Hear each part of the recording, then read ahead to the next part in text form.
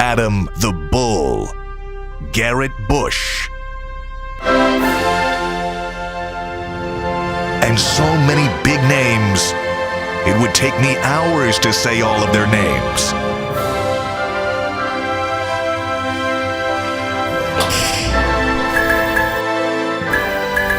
The ultimate Cleveland sports show. Booyah!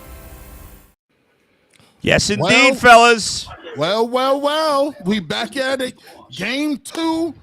The Guardians showed improved, man. Welcome to the Guardians post-game show. Much better look than it was game 1. Adam the Bull, Earl the Pearl doing his thing. And we go right to it. We're not going. What do you guys got the TV on? You got to shut it off or mute it. I'm hearing it. Is that Earl?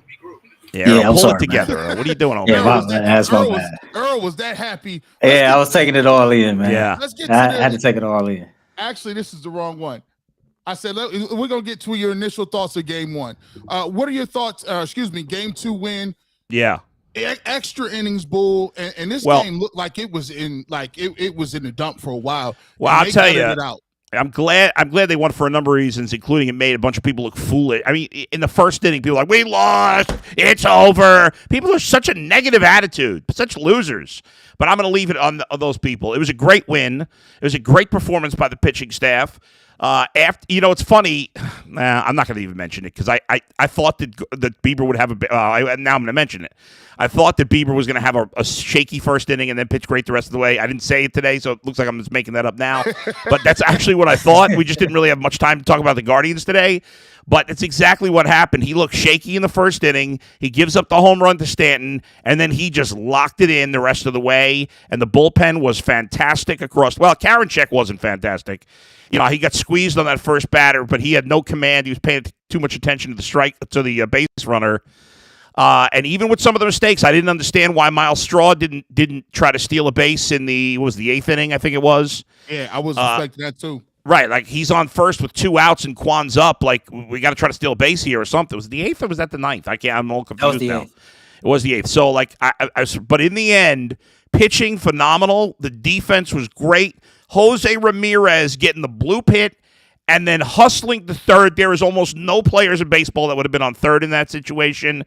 Then Oscar Gonzalez, who frankly, guys, in those first 2 pitches that at bat looked awful. I thought he was going to strike out because he swung. Oh, yeah. He kept swinging at those high inside pitches that you can't hit.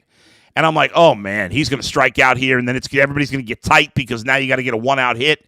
But he comes through, he doinks one down the right field line. And then what an at-bat for the much maligned Josh Naylor. He just worked that count deep.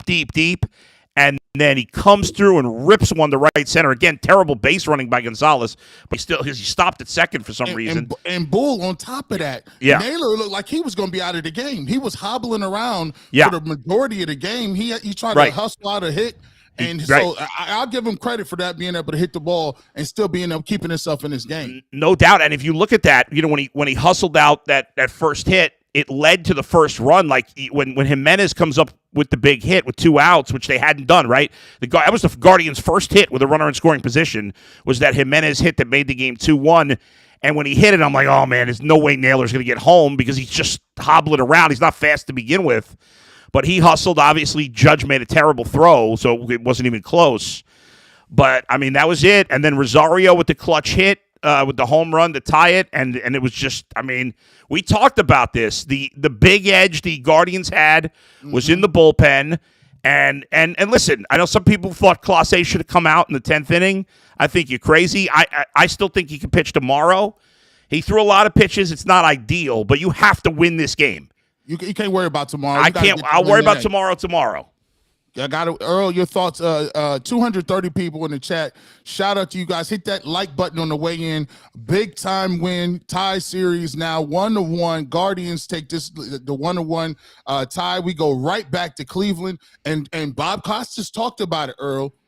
He said it all night because it looked like the Yankees were going to win this game. And he said, well, listen, if they get to this bullpen, he kind of foreshadowed what was going to go down. Now you go back to this series. Are the Guardians are they taking a control of the series? Well, a couple of things here for me. I think the same thing that make you cry can sometimes make you laugh. we lost game one due to a lot of untimely and uncharacteristic errors by our team. You turn around and then the New York Yankees commit a couple untimely errors themselves that helped us manufacture some runs and put some runs on the board. So, one of my biggest keys of the game was, shout out to 3, 4, 5 getting it done in 10. Hitters 3, 4, 5 came through, and Bull, you're a big baseball guy. You want your 3, 4, 5 hitters to be able to produce for you. Yep. They produced in the 10th inning and ultimately got us the victory. My player of the game, hands down, is Emmanuel Clase. To come in with the bases loaded, bottom of the eighth with 2 outs, and then to just be that dominant, you give up 1 hit and two in the third innings of work. I mean, it was just a dominant performance. Now you come back, and Costa alluded to this. Now it's a best of 3 series with 2 of the games in Cleveland. And I'll tell you, yeah, go ahead, Earl. And now you got Tristan McKenzie on the mound in game 3, man. So this series with 1 game has definitely swung in our favor. I'll tell you, there's a big pitch in this game was in the bottom of the 10th, right? Because Clase, you had to bring him out for the 10th, but he didn't look sharp. He gets the first batter, right? What's his name? LeCastro, who pinch ran for Stanton. And that was big, that because you'd much rather have LeCastro hitting there than Stanton in that spot, because Stanton had knocked in the only runs with the homer. So he gets LeCastro, and then he walks Donaldson on 5 pitches. And that ball 4 pitch was a terrible pitch. And I'm sitting on my couch. I was tweeting, but I at that point I was like, ugh. When he threw that 3-1 pitch way inside, I'm like, oh boy, he's losing his command. He's completely losing his command. And then he throws the first pitch to who was after Donaldson? Why can't I remember now? Shoot, I got to look at the box score now. Cabrera, right, thank you. So he throws the first pitch to Cabrera, it's ball 1. So now he just walked Donaldson. The time runs at the plate, it's ball 1. The second pitch was a ball. The umpire called it a strike. Now the ump was inconsistent all game. It was even. I mean, neither team got screwed, both teams. But that was a huge one for the Guardians, because that 1-0 pitch to Cabrera was a ball. And if after walking Donaldson, if he had fallen behind Cabrera 2-0, things could start getting a little scary. But he just locked back in after that, because then he got the break to get the 1-1, and then he finished off that at bat, and then the next at bat, and it was like okay, I was starting to get nervous, and that kind of locked him in for the final 5 or 6 pitches, man. So that was good. For the people who haven't, let's start off at the top of the game, kind of give some of the highlights that went down, and kind of give you a total picture of how the Guardians came out with this 4-2 win. Early on, like you mentioned it early, Shane Bieber got hurt early. Stanton hits a 2-run home run in the bottom of the first. And what were you thinking at that point, Bull? Because when you give up a home run in the first inning in New York, you're thinking, we talked about it in Ultimate Cleveland Sports Show. I said they may need 4 to 5 runs. He's already on the board. They're already on the board with a 2-run home run. What are you guys' thoughts on that 2-run home run? What were you thinking when it went down? It's funny because I was, when we finished the show, by the time we walked out of the building, the game had just started. Yep. And we saw it. I didn't see the Guardians top of the first, but I looked at the MLB.com app, and I saw they had blown first and second, nobody out. I'm like, darn it. And I took my son. We walked across the street to the brewery to get some lunch. I thought, we'll sit there, we'll watch the game. And as I walked in, Stanton was rounding the bases. And I'm like, oh, you got to be kidding me. I was so angry. And everybody was so ticked. But it was big. Like, first of all, he settled down after that. But there was a big play a couple innings later, right? The Yankees got 2 on with 2 outs. And then there was a pass ball or a wild pitch. I don't know what they scored it. Got past Hedges, who didn't play a great game defensively early, but he picked it up later. And so the Yankees had second and third, 2 outs. And then there was that fly ball to left field, and Kwan made that great sliding catch off the bat. I thought that's going to drop. It's going to be 2 runs. And if it was 4-0, it probably was game over. But Kwan makes the sliding catch, and then the Guardians come right back in the next half inning and get on the board. We talked about it with the Yankees last game, right? The Guardians had scored the run on the Kwan homer. They had a chance to to kind of break open the game. They blew it, and the Yankees immediately came back, scored a run, and took the momentum. The reverse kind of happened here. It looked like the Yankees were going to blow open the game. Great sliding catch, and then the Guardians get a run. Instead of it being 4-0, now it's 2-1, and it's still early in the game. So that was a huge play by Stephen Kwan in the outfield. Listen, Earl, I definitely know. Yeah. Like when Shane gave up that 2-run homer, boy, I'm thinking to myself, man, like, damn, I really hope we can score some runs, because top of the first inning, Kwan gets on first with a bunt base hit. I think we get 2 hits in the first inning, and we don't manufacturing no runs. They come in the bottom of the first, and now they're already up 2-0. And I'm thinking to myself, here we go. But this team just showed that they can lock in. They take on the attitude of the manager in the city more often than not. G, you said it earlier, when we were getting ready set up for this thing, this team is gritty. And, they showed that grit and that grind. They persevered through some tough moments in this game. They came away victorious. And, I think everything is in our favor now. Every single thing, every component is working for us now. I didn't even talk to Bull about about my notes, but that's the first thing I had. I thought that was huge. He makes makes the shoelace catch in left field. That saves some runs. And then we come back, and as he said, Ahmed Rosario ties the game at 2 with the home run in the 5th. He's not known for his power, right? But I thought when he hit that home run and they got to even, I think the Guardians looked around and said, "Oh, we got y'all. We can get you." Yeah, because they weren't making some of the errors that they were making the game before, and it's almost like and to me, I'll ask you guys this question: them having a rain out, it seemed like they reset their mentality a little bit. The Guardians team I've seen today was the team that was unflappable. Tito was over there chewing 96 pieces of bubble gum like he always do. Nobody was panicking. And after the 2-0 lead, when they hit this home run, Bull, I'm thinking, oh yeah, they can do this. They got that was huge. It was still early in the game, and then by that point, also Bieber had looked like he was dominating right after the early struggles. And again, similar to the Yankees, like Cole struggled early, and then he locked in for the Yankees. When the Guardians couldn't take advantage, same thing happened here. The Yankees have a chance to blow it open against Bieber. He gets some help, and he locks it completely in. And the Rosario homer, I think it pumped up the team. They know that when this game, the Guardians were great in extra innings. They were great in one-run games. We've talked a lot about their offense, which clearly has been lacking in this series. A little better today, but still only 3 runs, and they still have only scored 7 runs in not just in the series, in the playoffs, 7 runs in 4 games. But from a pitching perspective, guys, they've only allowed 7 runs. And they've played 4 games, and there's been a total of 14 runs scored. So the offense has struggled, but the pitching's been magnificent, right? I mean, except for the one terrible inning by Quantrill where the Yankees kind of blew open the game. I mean, and I think only 5 of the runs are earned. I mean, overall, the Guardians' pitching has been absolutely lights out. And, of course they can win this series. I don't think there's any doubt about it. The Guardians have home field advantage. They definitely do.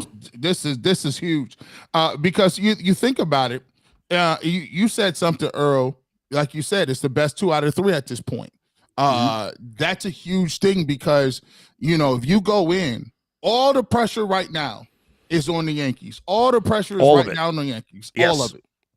Yes, and there's no doubt. Costas was saying, or maybe it was Darling saying that, if there's a little less pressure on the Yankees as they win games. No, there's 0 pressure on the Guardians. 0. Nobody expected them to be here. Nobody expects them to win this series outside of Cleveland. They have no pressure whatsoever, and now it's tied 1-1, and now they're coming home. Yeah, there's going to be we all know there's going to be a lot of Yankee fans in Cleveland. We get it, but it's not going to be like Yankee Stadium where it's their stadium and 99% of their fans. I don't know what the percentage of Yankee fans here. By the way, our buddy Steve Becker, our executive producer, sent a text saying, "Is Clase available tomorrow?" Absolutely. This is the playoffs. I mean, now, I don't think you can throw him another 35 pitches or whatever he ended up throwing today. You probably only got him for 1 inning tomorrow. But, yes, of course he's available. I mean, the amount of pitches he threw and the innings he threw was a career high. And you don't want to do that every game. Then you get into a situation, which we saw in 2016, where Andrew Miller was out of gas and Aroldis Chapman was kind of out of gas.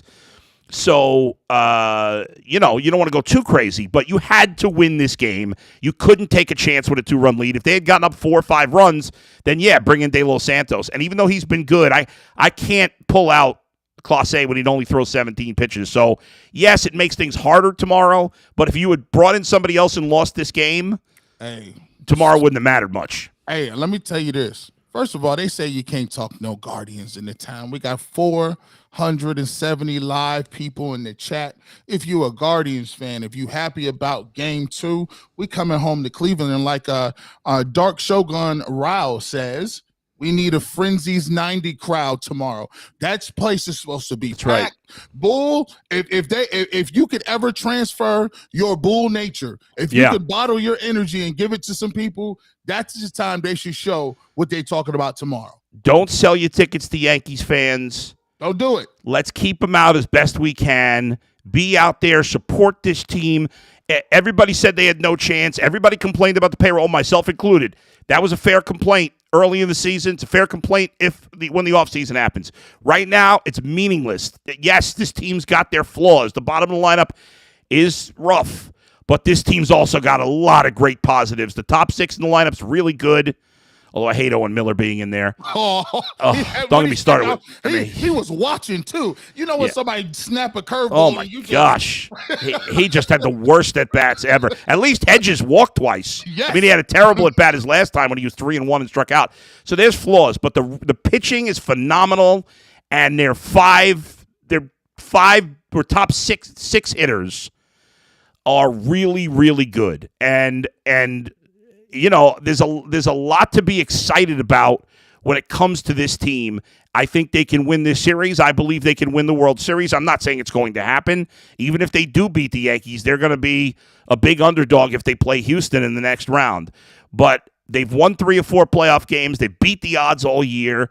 Every time people count them out, they shove it back in your face. And as long as they keep pitching like they have, and can get just enough timely hits, which they finally did today, they can go really far. I believe in this team big time, and I love watching them play, and I'm glad people are finally coming around and watching them play. We got a super chat. We have my man Professor Chaos says, we appreciate your super chat. If you do want a super chat, we will read this on live air. We will get you in, make sure you get that. This is to the panel. Yeah. What are you guys' thoughts on Costas? Costas announcing personally not a fan. We talked about this the first game, right? Yeah. Like, I don't mind Bob Costas. Maybe it's just because people, I think, is it a thing where people know he's a Yankees fan or he's rooting for the Yankees? I really can't tell. I don't even know he's a Yankee fan. I just think there's more stories. I mean, he is a New York guy, I believe, but I don't know if he's a Yankee fan. You know, people would assume I'm a Yankee fan as a New York guy, but obviously I'm not, right? Yeah. So Bob Costas has always been a great broadcaster. I think he's doing these games a little too old-timey, and just people are not interested in stories about, you know, the 1952 Yankees and winning the World Series. And it did seem like I'm generally roll my eyes at people when they're like, oh, the announcer's rooting against us. And I don't think Bob Costas is rooting against the Guardians necessarily. It did seem like there were a lot of Yankee stories that went on and on and on. And listen, Aaron Judge is a big story. They're not broadcasting just to Cleveland. They're broadcasting to the whole country. And there are more Yankee fans than Guardians in the country. I get that. But I don't usually find broadcasters that irritating, but I did. The IKF, I don't know what it called, Isaiah Kiner Falefa, IKF, that annoyed me. But little things annoy me. I mean, the Bieber conversation when he was asking, do you know a Bieber song? That was kind of trash. I was like, that's kind of. He called him Justin Bieber too. Yeah, at one that was kind of corny. Broadcast. Yeah, and he said he wasn't going to do it. I mean, I personally didn't look at it as he was kind of gauging it either way. You know, I'm from the inner city of Cleveland, so I really have this Cleveland against everybody attitude anyway. So I wasn't really listening to the game, and I couldn't really catch on if, you know, he was siding one way or another. I mean, the hell with the broadcast. We won a game. So. Yeah, that's right. I should have put Hammy on. I think next game I sometimes sync up, but because I got home late today, by the time I got to my house, it was already like in the 6th inning, so I didn't want to. I'm surprised you spend the time. That's your thing, man. Let's get to I think this game really picked up when you talk about the 9th inning. So we get to the 9th inning. Yeah. And the Guardians leave 2 on base in the top of the 9th. They were unable to take advantage of the 1st and 3rd. Now, when this happened, I thought this was going to be an opportune time for them to score a run, especially when you had a guy on 3rd. And they didn't get any runs here. at this point, Bull, were you thinking, all right, cool, we just get into extra innings, or were you thinking that was a golden opportunity they could have missed? Because it was two outs. It was two outs, but you did have one of your best hitters up in Rosario. A lot of people were killing him for swinging at the first pitch. I got no problem with that. He's a good hitter. He wants to be aggressive in that situation. I don't have a problem with that. He's not Miles Straw. He's not Austin Hedges, where you're just hoping he gets a walk. I mean, you need Rosario to come through with a hit there. So I don't have a problem with that. My problem in that inning was when Straw walks with two outs, Kwan gives him a chance to steal second. He does. And he didn't take it. And he didn't take it. I don't understand. And again, in the end, it doesn't matter. But Kwan on the fourth pitch of the at-bat ends up hitting the ground ball. Rare error by Rizzo. Again, Rizzo might have been in a different spot. Maybe he makes the play. I don't know. But in theory, if that same play had happened and Straw had been at second, he would have scored there. So I was frustrated. I didn't understand why Straw has been thrown out once the whole year. His strength is his defense and his base running, and I didn't understand that. Maybe, I texted Zach Meisel after Kwan reaches on the error and Rosario grounds out to end the inning. I texted Zach Meisel, who's at Yankee Stadium and obviously knows this team as well as anybody. I said, am I missing something? Is there any reason why Straw shouldn't have been running there? And he said, no, I don't understand. So it wasn't like we missed something there. I told G that same thing, boy, while we was waiting on you to get in and we were sitting here watching the game together. I said, if Straw doing what he usually does, if he's off and running, we're scoring right there. Yeah. Because my original statement was, I said, Stephen Kwan might do something. He doesn't know he's a rookie. You know what I mean? But the reason you run is because Kwan's not a power hitter, right? Like if José Ramírez is up, then I understand not running because Jose's got a good chance to get an extra base hit. So maybe hit a home run. He leads the league in doubles. So Straw can score from first on a double. But Stephen Kwan is very likely, if he gets a hit, to get a single. Now it was an error, but it was, So that's why I run there, because you can't score from first on a single. For all those, let me ask you a question. Is that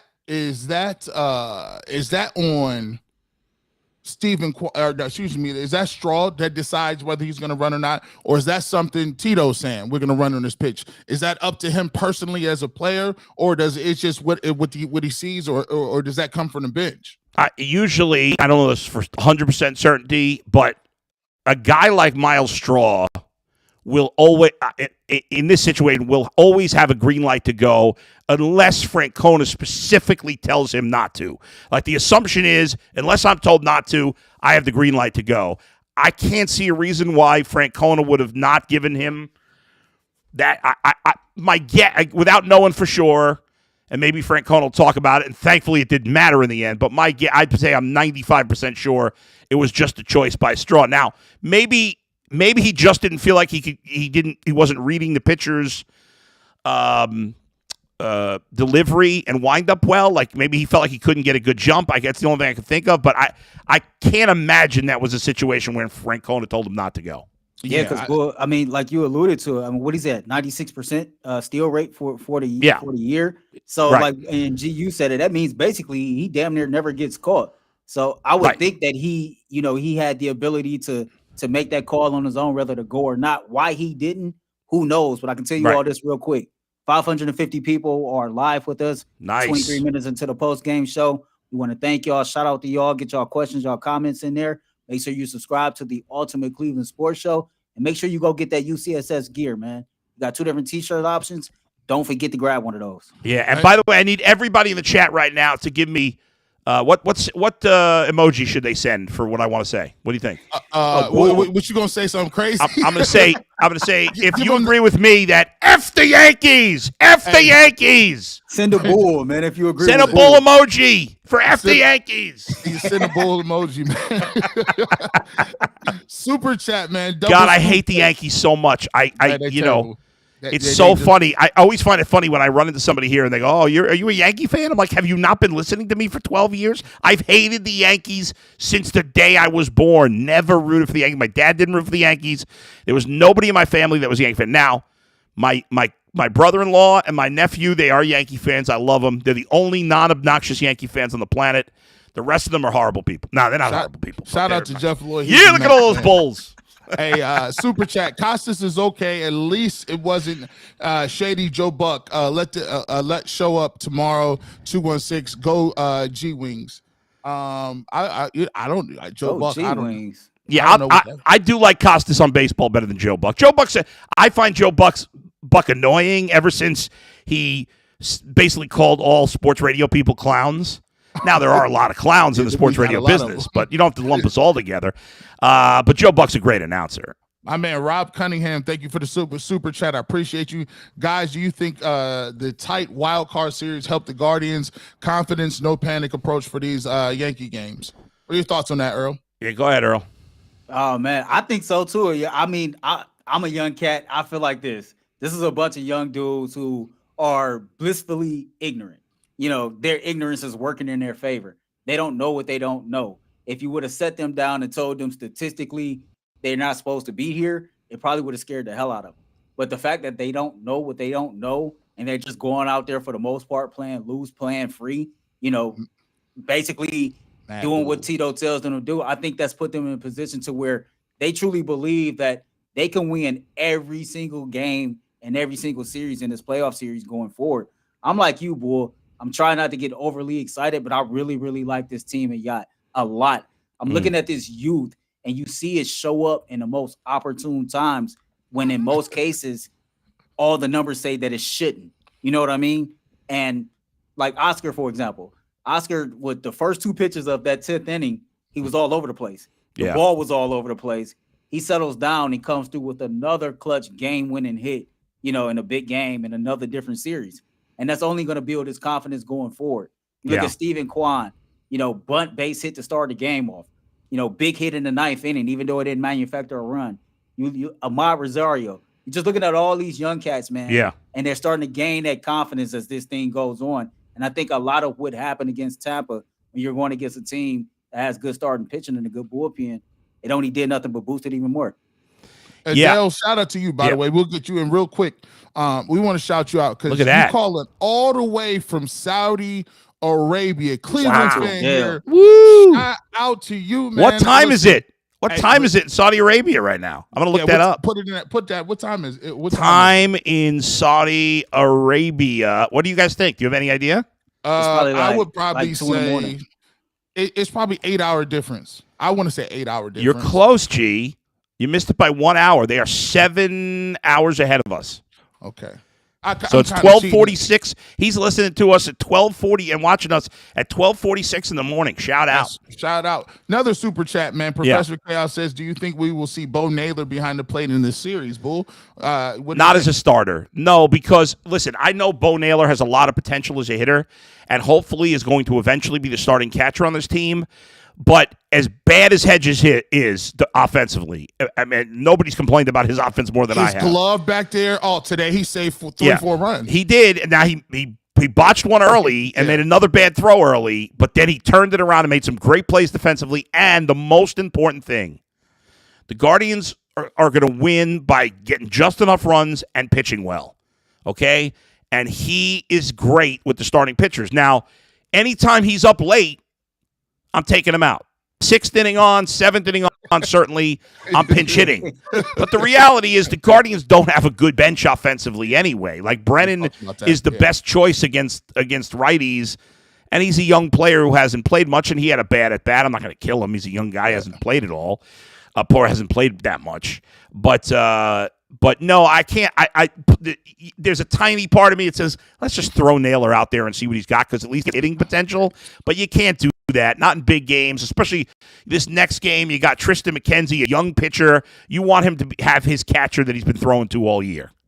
One more super chat. I'll let you answer this, Earl. The big money, $20, $19.99 super chat. Damn. We got high rollers in the building. Are the Guardians more comfortable in extra innings because of the strength of the bullpen, or is it just because they're naive and having a great time? It seems that pressure doesn't get to them. I mean, I think in this situation, boy, maybe you agree with me. Both things can be true, right? I think it's the fact that they're so young and they're having fun, and because they have that dominant bullpen.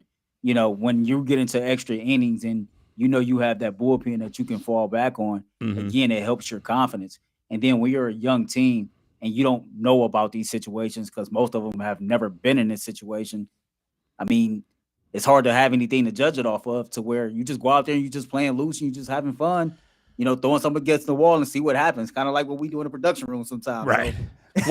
Well, think about this, guys, from a young and confident standpoint. Like, here's a good example of why the bullpen does give confidence to the whole team, because there's nothing worse in baseball than losing a game late.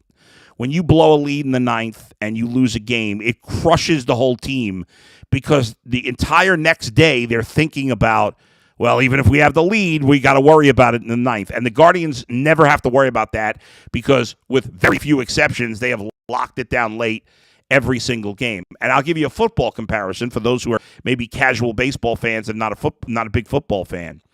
If you've got great quarterback, right, and the game is tight late, and you're playing on defense, and you're the Chiefs and you're playing defense, and you're the Bills and you're playing defense, well, you're going to be out there playing more confidently, because you know that you're not tight about screwing up, because you know that, okay, even if I screw up, these guys can save me. And that's the thing. You're going to have, if you have an area of your team that is strong, as clutch, it makes everybody calmer. And the Yankees don't have that right now. Now, they're a veteran team, and I don't think they panicked. I think they made some errors, not because they were nervous, just because they made errors. It happens. And that's how I felt, honestly, about Game 1. I didn't think they had the error by Gonzalez, the bad throw by Hedges. I didn't think that had anything to do with nerves the first game. I think they just played a sloppy game. And I think the same thing for the Yankees here late. But yeah, there's no doubt that the great bullpen gives them confidence, and it is shown. They have once you get late in a tie game, I mean, you feel like the Guardians are always going to win, even in Yankee Stadium. Like, I felt that way. Once they tied it, and once it went to the bullpens, I was like, the Guardians are going to win. I felt it. Obviously, it's not going to happen every time.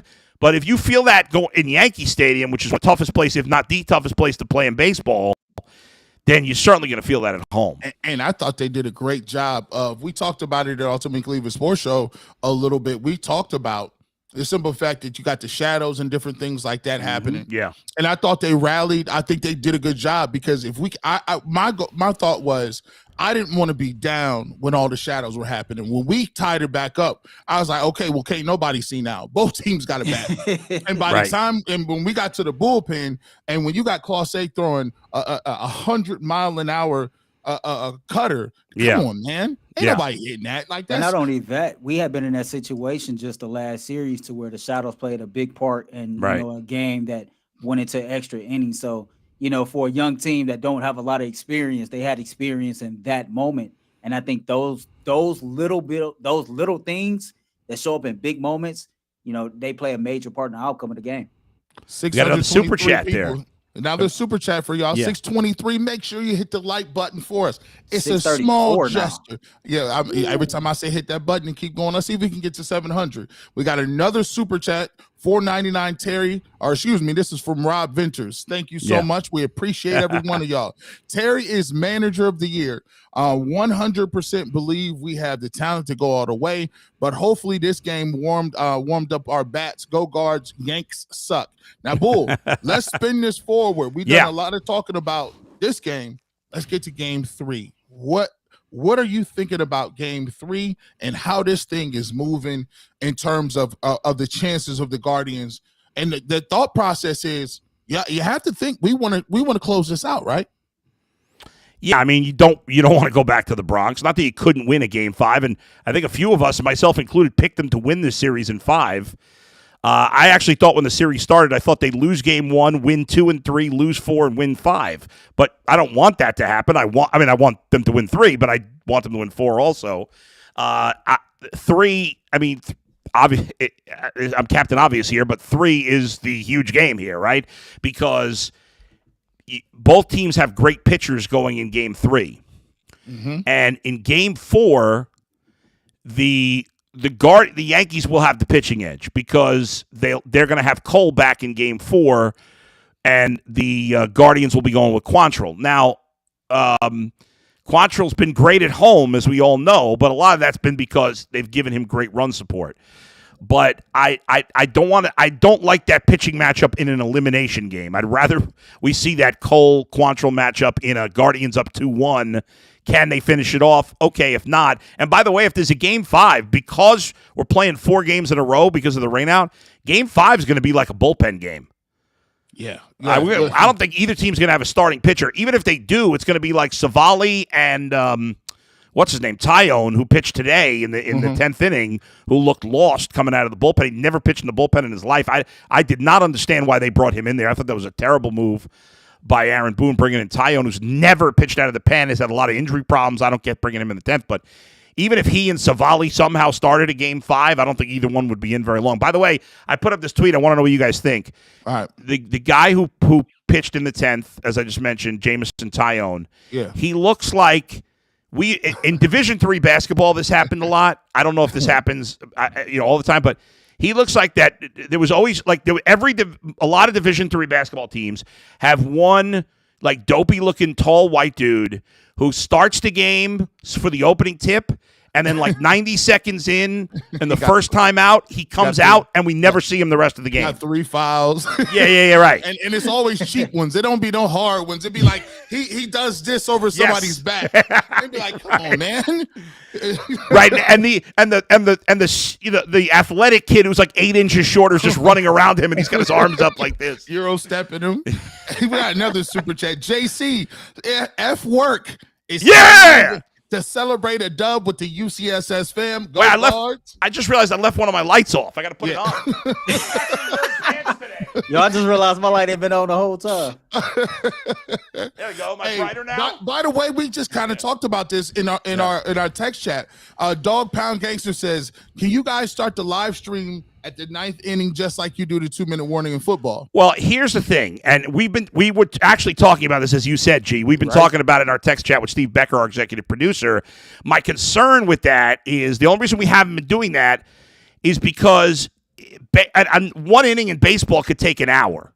Yeah, and if the game, like if we had done that today, if we had started in the 9th inning today, we would have been on for like an hour between the 9th and 10th inning before the post game started, and we just don't want to be on for that long. It's a little too much, and we want to leave more to be desired. We don't want to bore you all.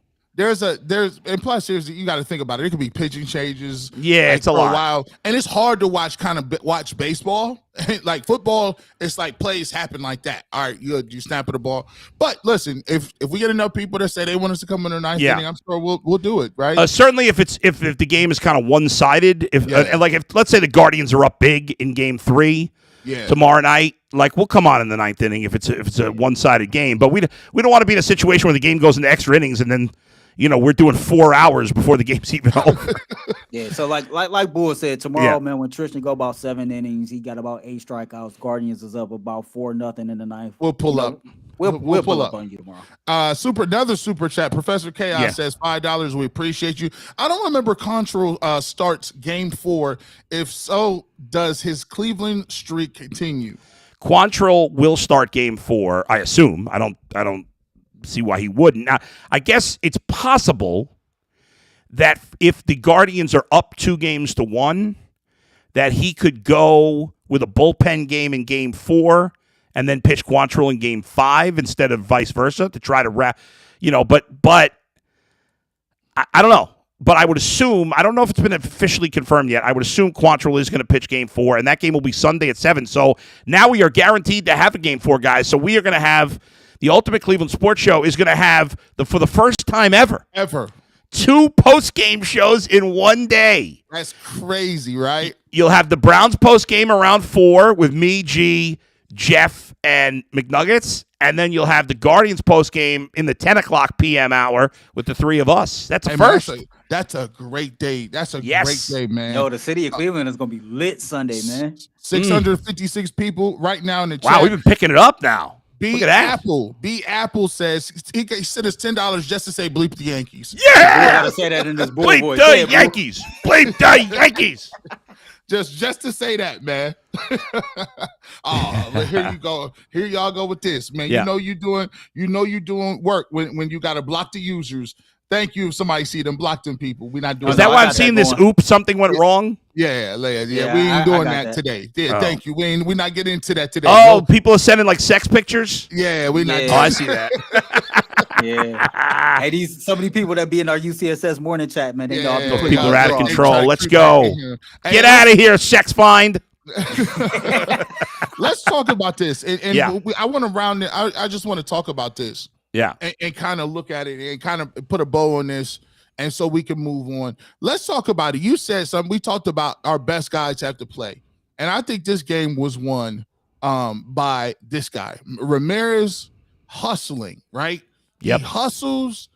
Not only did he hustle from first, he hustled to second on the air. Yeah. They throw the ball past the guy. He gets to third.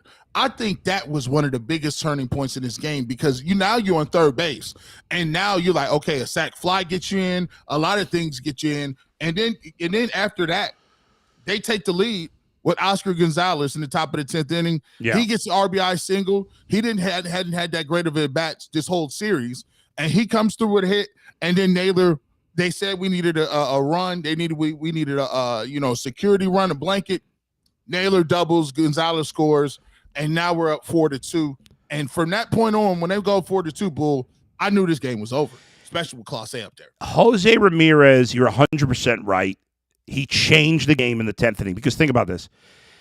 There's no way to know this for sure, but my guess is 2/3, maybe 3/4 of Major League Baseball players, not only are they not on third, they're not even on second. Because most guys in that scenario would have been jogging to first, and then when it dropped, they wouldn't have wanted to take the chance to go to second, so they would have stopped at first. And what he did was he hustled right out of the box, as he always does. Because of that, he was able to go to second. He forced Donaldson to rush his throw, and thus Donaldson threw it away. And again, he continued the great base running, being aware that the ball got away, hustled to third, because they could have thrown like a perfect throw, and any lack of hustle by Jose, he could have been out at second, he could have been out at third, both places. So now he's on third, and Oscar Gonzalez can go up there knowing I just got to basically just get it out of the infield, right? That's it. That puts pressure on the pitcher. And the pitcher there, Taillon, he's never pitched in a spot like that before. He's never pitched in the 10th inning. This is he hasn't pitched in the playoffs. So you put if Jose's on first or second, it's a totally different story for the pitcher. But on third, in that situation with nobody out, Jose essentially stole that first run, and it led to 2 runs. We'll never know what would have happened if Jose had not hustled and it ended at first base, because with him we don't have to worry about that. But if it had, who knows what happens? The whole inning might have gone differently, and the Guardians may never have scored. They might have lost the game. We'll never know, but I'm giving Jose full credit. You're right. Hey, shout out and much love, man, to the Ultimate Cleveland Sports Show family, man. Right now we are at 676. I think we peaked at 684. Drop those 100s. Keep dropping those bulls in the chat, man, showing some love. Yeah. Don't forget to subscribe to the Ultimate Cleveland Sports Show. We're on Monday through Friday, 11 to 1. We're jumping in for Guardians post game, Browns post game. Hey, Bull, I don't know if you know this. Jay, I don't know if you know this. We're doing a post game show Wednesday for the Cavaliers season opener. So make sure you all are. I didn't know that. Who's hosting that one? I think it's going to be Brad coming. Oh, well, Brad is not going to be there because that game is on the road. So maybe you should pull up, Bull. Pull up and talk about it. Yeah, I don't know. We'll talk about it. I'm into it. I'm into it, man. Let's get that done. By the way, this is we just want to tote. We just want to tweet our own horn right now. Yeah. See, this is the kind of coverage ain't nobody giving you. You can't find this in the city. If you want to wait for commercials, if you want to wait for 10 minutes of commercials and get back and people resetting, we giving you instant access, instant gratification. Sometimes when you're calling on the phone, you can't get through. Everybody can get through. You know why? All we got to do is click the button. You get heard. That's the great thing about this format. It's a great thing about streaming. And that's why the Ultimate Cleveland Sports Show is who it is. 44 minutes of straight content since the game ended. You are getting that nowhere else. You're 100% right. I love this question here. Who does Bull hate more, Baker or the Yankees? That's tough. I hate the Yankees more. You would just assume because Baker we just talk about more because he's here, right? Like right. I'm not gonna. I have no cause to talk about the Yankees generally because the Yankees are irrelevant for us most of the time. So I just don't talk about it more. But I mean, I don't like Baker, but and he's in my top 10 hated list. But the Yankees are up there. I mean, we systematically canceled. We got Baker off the sticks twice. like they can't even come outside no more. Just he off the sticks twice. D-Law, you took an L. You took an L in Cleveland and took a quick L. that was a quick L in Carolina. You got to think he even showed up to training camp. That L was swift. William Wise, thank you, my brother, man. Super chat. He says, to second the other guy, bleep the Yankees. F the Yankees. Yo, when you spend $10 F the Yankees. F the Yankees, you know it's real, man. F the Yankees. It's real out here in these streets. 45 minutes in, 640 in the chat. Guys, man, what we gonna do? We're gonna put a bow on this. Let's do it. What are your thoughts on game 3? What do the Guardians need to do to be victorious in game 3? Earl. We'll start with Earl. Man, I'm just gonna keep it real simple. I go back to the movie Major League, closing scenes against only one thing left to do. Just go win the whole effing thing, man. It's just that simple for me. We got home field advantage now. 2 of the next 3 is our place. Let's feed off that crowd. Let's continue to just ride on this momentum wave that we have built up. And let's just go get that dub. Keep it going. Let's keep shocking the world. I love Tristan McKenzie. I feel like even amongst us and Cleveland fans, I feel like Tristan McKenzie is the most underrated player on this team. I feel like of the guys that had great seasons for the Guardians, and there were a number of guys who had great seasons, I feel like we've talked the least about McKenzie for whatever reason. And I guess it's because he's just been so consistently good all year. And I have complete faith in Tristan McKenzie. He's been, by the way, he's been actually better at home than good on the road. But how about this, guys? At home, Tristan McKenzie has 6. He's walked 6. He pitched 81 innings, 16 walks, 96 strikeouts. That's 5-1. So he has been absolutely lights out at 2.77 ERA at home. So somehow he only has 5 wins. Because usually they score more for Quantrill than they do for McKenzie, whatever reason. But I got a ton of faith in McKenzie. Remember, McKenzie was the best pitching prospect in this organization for a number of years. He couldn't stay healthy in the minors. He finally did, and he has been beautiful this year. I love this kid. When I saw him in person, I was like, oh, my God, he's even skinnier in person than he was. But it's amazing the way the power that he generates with that skinny body. I mean, he's tall. I don't get it, man. It's amazing, though. I love Tristan, and it's amazing. Guys, isn't it like, and hopefully, and I feel good about the Browns turning it around, but isn't it amazing, like, in a way, these teams are such polar opposites. Like, in the big spot, you totally trust the Guardians. They're all about toughness and grit and fight and hustle, and the Browns got, like, comparatively, the Browns are a more talented football team than the Guardians are a baseball team, right? And yet, it feels like the Browns don't play with any heart, and it feels like the Guardians play with heart through the roof. About it, it's easy. It's easy for football players to show passion, and it's easy for them to be demonstrative because it's such a physical sport. But it's the opposite. The Guardians are playing a sport where you don't really ever touch another person, yet and still they out here playing with all the emotion, all of the fire, all of the stuff that you expect from the Browns. And it's just. And by the way, I think the thing that sets them apart is the Browns find a way to lose. The Guardians find a way to win. That's right. There you go. That's right, baby. The Browns can learn from the Guardians. There's no doubt about it. They have a great front office and a great manager. I think the Browns have a potential good front office and a potential. I think Kevin Stefanski's a good coach, but he could be great. I think he could be. I think Barry could be. But they've got to take some lessons from this Guardians franchise. And man, I mean, we got some, I don't want to spend too much time on the Browns because obviously we get to the Browns on Sunday. But man, this team is just such a pleasure to watch. I love it so much. I said this the other day. It's amazing. I have never been this excited about a team I didn't grow up rooting for. And, I always kind of liked the Indians back in the day. Even when I grew up in New York, there was something about them. I guess I really liked, obviously those 90s teams were fun. I obviously grew up a huge baseball fan. And those 90s teams, I'm in my 20s when they started getting good, and I enjoyed watching them play, and I've kind of kept an eye. And then as soon as I moved here, I just kind of fell more and more in love with this franchise, and they're obviously, I never thought I could root for two teams. I do, and this is the first time that the Guardians are in the playoffs and the Cubs are not, so I don't even have any split loyalties right now. And I was watching this game all stressed out, doing all my nervous tics that I do when I watch games, like I've been rooting for this team my whole life. I love this team. I love the players. I love the fans that are diehard about it. Thanks for joining us. You guys get the payoff. This is, and as we sign off, this is payoff for all the people that were down there from day one, all the people that say go to the games. This is your payoff. You get to feel good about yourself, and most importantly, you get to come to that stadium. You get to come to the ballpark on national TV and have that thing rocking with an opportunity to beat the Yankees. We'll close it out. Guardians win game 2, 4-2. And they coming back to Cleveland. For Earl, for Adam the Bull, I'm G. Bush. Let's get it going. We'll be back same place, same time right after the game. Keep it locked. See you tomorrow.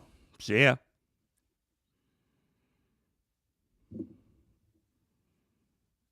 That's it. Are we still on? Jay Crawford, Adam the Bull, Garrett Bush, and so many big names, it would take me hours to say all of their names.